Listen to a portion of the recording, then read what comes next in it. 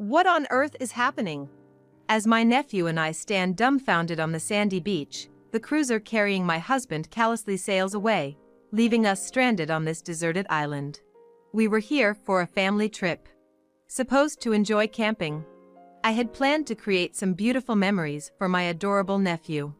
Now, left to behold this unbelievable scene, I could only stand frozen, powerless. My name is Nancy.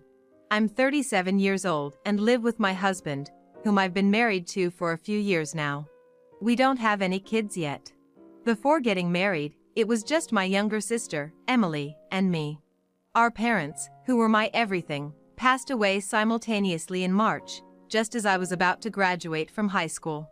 They were killed in a sudden car accident. At that time, Emily was only a 14-year-old middle school student. I wanted to do whatever I could to send Emily to college, so I started working immediately after my high school graduation. Emily studied hard, making use of every available moment, and using scholarships, she successfully graduated from college. Afterwards, Emily found a job, married a man she met in college. And drawing on her work experience, she and her husband started a business which turned out to be a great success. When Emily came to announce her engagement, she looked apologetic, saying, "I am getting married and becoming happy thanks to you, while you have not yet, but none of that mattered to me." I was just overjoyed to see my beloved sister finding someone she loved and intending to live a happy life with him. 2 years later, my nephew, named Scott, was born. Seeing Emily, surrounded by her new family and smiling happily, was all the satisfaction I needed. I met my current husband, David, a little while after Scott was born. We were introduced through a mutual friend.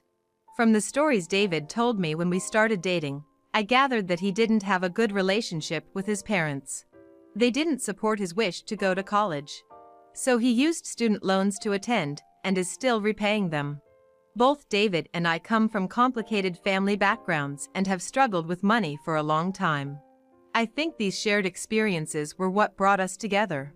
I accepted David's proposal without hesitation. Since most of his earnings go towards repaying his student loan, I'm the one who contributes more to our household expenses. But I have no complaints about that. Rather, as two people who have faced hardships, we want to support each other and live our lives together. I have only met David's parents once, during our pre-wedding introductions, and haven't seen them since. I remember an awkward atmosphere hanging in the air at that meeting. Even though we can't afford luxuries, I felt a modest sense of happiness in our life. But then, a shocking incident occurred. I received a sudden call from the police, informing me that Emily and her husband were involved in a car accident. Emily and her husband passed away suddenly, leaving only Scott behind. Stunned, I left work early and hurried to the hospital where their bodies were kept. There, in front of the mortuary, sat a boy on a bench all alone. It was Scott, Emily's only son. There was nobody with him, he wasn't crying, and he just sat there looking anxious.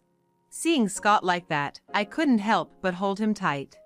And I decided then and there that I would not let this boy be alone, that I would make him happy in place of my sister and her husband.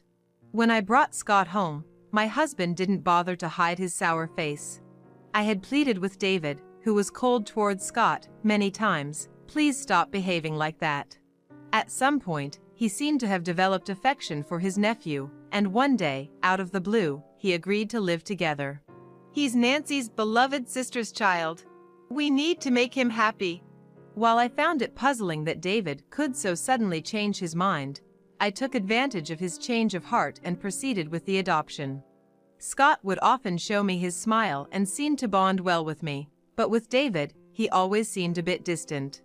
David's initial attitude towards Scott was very cold, and above all, Scott had just lost his biological parents. Until Scott calmed down, I decided to let things happen naturally, without pushing him. Additionally, Emily and her husband had left a considerable amount of inheritance for Scott. However, I decided it would be best to let Scott decide what to do with the money when he gets older, and until then, I decided not to touch it. Without David knowing, I prepared a safety deposit box and stored all documents related to the bank book, checks, and inheritance. By the way, Scott would sometimes stare blankly into the distance. There were also times when he appeared to be listening to something while staring at nothing. I had some idea about this. Emily once said, "Scott seems to be able to see and hear things we can't." However, I found it hard to believe at the time and brushed it off. This went on for a few months. Then, David suggested that we take a trip. "I'm thinking of going to a campground on an isolated island by cruiser. They have all the facilities there." "That sounds fun. But isn't the cruise expensive?" "You don't need to worry about that. A friend of mine was supposed to go, but something came up and he gave it to us at a very cheap price." Seeing David so happy, I slowly warmed up to the idea. I thought it would be a great opportunity for Scott. I hoped that cruising and camping would help change his mood. "Well, let's get ready then." As David cheerily left the room, Scott watched him go with a surprisingly cold gaze. "Scott, what's wrong?" "Aunt Nancy, there's something I want to tell you, but we have to keep it a secret from Uncle David." With that, Scott showed me something that looked like a voice recorder. And the conversation that played from it left me stunned. On the day of the trip, the cruiser carrying us left the harbor early in the morning. When we arrived at the island, David was the first to disembark and helped Scott and me off the cruiser. "Nancy, watch your step there." "Oh, thank you." "Scott, be careful not to trip, okay?" "Yeah." Seeing David in such a good mood, I was both bewildered and happy. After all, it was our first family trip together. I wanted to make many wonderful memories for Scott. "David, I'll unload the camping gear from the boat. You two go ahead and find a good place to pitch the tent." "Okay." Holding hands with Scott, I walked away from the ship. Once he saw us leave, David went back to the ship and began talking to the cruiser driver. And then... What? Unbelievably, my husband didn't disembark from the cruiser. Instead, he left Scott and me on the island, and the cruiser began to speed off into the open sea. In no time at all, the ship had disappeared from sight. What on earth is happening? I was completely at a loss for what was happening and mumbled these words to myself. "Nancy, it's okay," Scott said. "But Mom said someone would come soon." "Mom? Emily? Emily said that?" Scott nodded emphatically. It reminded me of something Emily once told me. Scott seems to have some kind of mysterious power. He can see auras of good and evil in people and things, and recently, he seems to be able to predict the near future, albeit vaguely. Predictions about the near future like a package will arrive soon, or someone will come around the next corner. The details of these predictions are often vague, but they pertain to the near future. When Emily told me this, I didn't really believe her. Surely not, I thought. Yet, in this situation, I clung to Scott's words. With a surge of hope from Scott's words, I decided to first protect myself from the heat of this midsummer day and moved to a shaded area where there was a breeze. I conserved energy by moving as little as possible. Luckily, we had a flask of tea in Scott's backpack, and we shared it. "Scott, are you okay? You don't feel sick or anything, do you?" "I'm fine." What?" "Nancy, look! They're coming!" In the direction Scott was pointing, I could see a small motorboat approaching. It seemed to be manned by 3 teenage boys. They looked extremely surprised to see us camping with only one bag. Of course they were. Apparently, they were having fun fishing in their parents' motorboat and visited various fishing spots. Fortunately, the deserted island we were on was one of the spots they frequently visited. Of course, the island is privately owned campsite and off-limits to anyone not involved. Thanks to their secret fishing game, our lives were saved. The boys let us ride in their motorboat, and Scott and I were able to return safely to the mainland. After saying goodbye to the boys, Scott pulled out a GPS from his backpack to show me. "Is that a GPS?" "I didn't need to call for help because I was told someone would come soon." "Emily really said that." I was confused by what was happening before me. The fact that I was abandoned by my husband. Scott, who claimed to hear Emily's voice, even though she was supposed to be gone. Scott's preparedness. As my mind was in a whirl, my phone suddenly rang. "This number." "Hello?"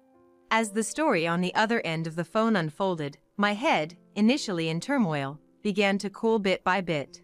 Yes, I understand. My body couldn't stop shaking with anger.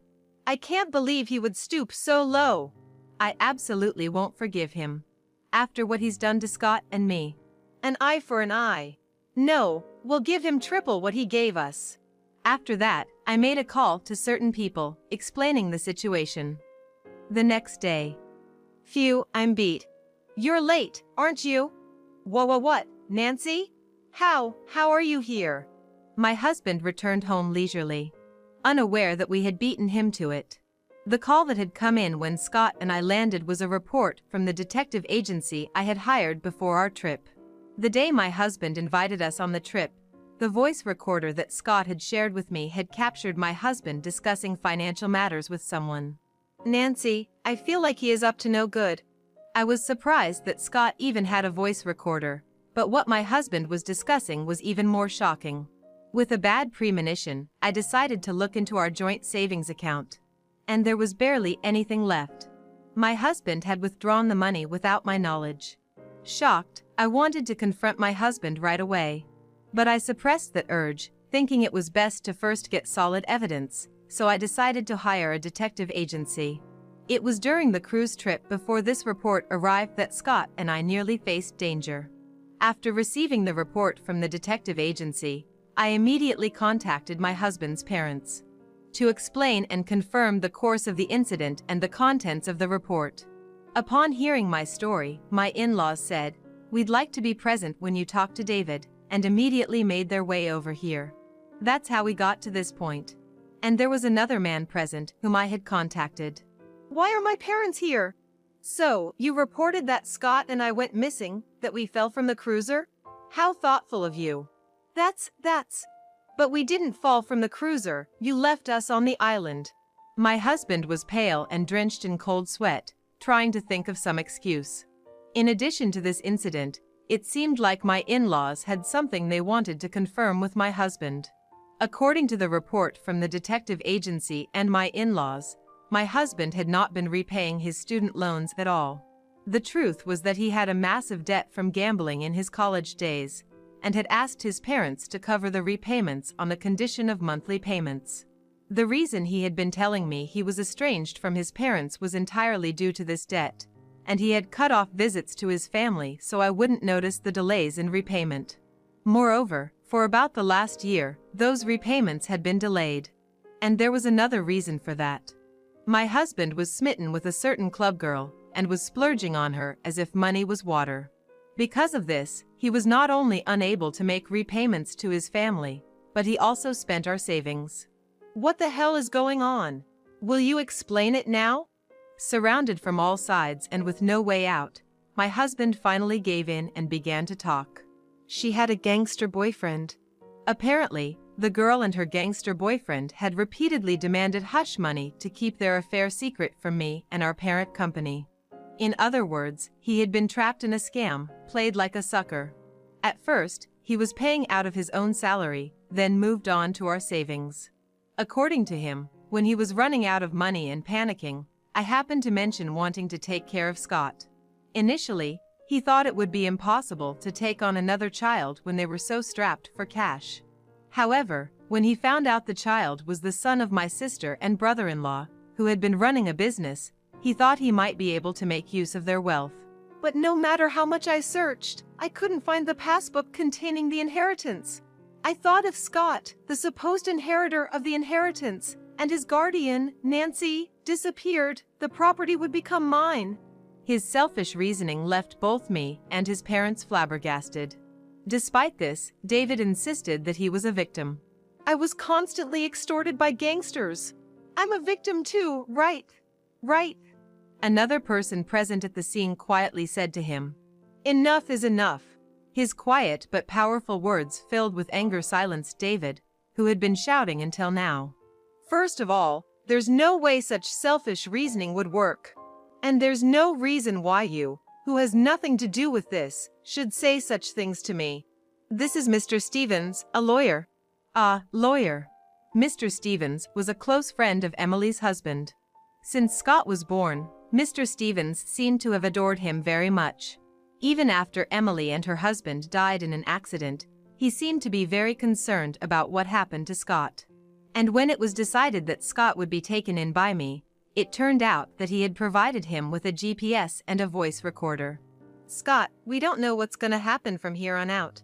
So, I'll give you this," he said. "What is this?" Scott asked. "If you feel like something bad is about to happen, use this recorder to keep some evidence. The GPS here is set up so that if you press this button, it'll tell me your location on my phone." "I understand." "Scott, listen well. If anything happens, don't hesitate to call on me." It was thanks to Mr. Stevens that Scott could record suspicious conversations of my husband and have the means to call for help using the GPS, if necessary. And that ended up saving not only Scott but me as well. "Scott is very important to me. I'll never forgive you for putting him in danger." My husband, unable to respond, just fell to his knees. Without any will to resist left, my husband was taken away by the police officers that Mr. Stevens had called. Later it turned out, the driver of the yacht was a gambling buddy of my husband's. He had apparently persuaded his friend that if the plan went well, they would make a lot of money, and got him involved in this scheme. The man was also sentenced to heavy punishment for his involvement in this murder and several other crimes. As for the girl who triggered this whole commotion and her gangster boyfriend, they were already on the police radar as habitual con artists. My husband's arrest led to their arrests as well, Mr. Stevens told me later. After my husband was arrested, I immediately filed for divorce. And so, I started living alone with Scott. Raising a boy was challenging and I often felt lost, but with the help of those around me, I managed to make it work. As for Scott's mysterious powers that greatly helped solve this case, it seemed to gradually disappear as he grew up. He doesn't hear voices of invisible people or see auras anymore, Scott tells me with a smile. Although I feel a twinge of sadness about it, seeing Scott smiling happily brings me great contentment. Mr. Stevens, who adored Scott, seemed very worried at first about me managing the inheritance as Scott's guardian. "Aunt Nancy is fine," Scott assured him. "Really? Why do you say that?" "Because Mom said so. She said she would definitely protect me," Scott replied with a grin. It seems he took Scott's words to heart. Before long, Scott started to beg to go out and play with just the three of us. Now, Scott watches with a happy, slightly mischievous face as Mr. Stevens, who has now completely warmed up to me, and I talk. Whenever I asked, "Why are you looking at me like that?" Scott would dodge the question with, "It's nothing." And at those times, Mr. Stevens would invariably let out an awkward, strained laugh. After several such exchanges, one day Mr. Stevens proposed to me, mentioning the prospect of marriage. Shocked, I asked Scott, "Did you know this was going to happen?" To which he replied with his usual evasive smile, "Who knows?"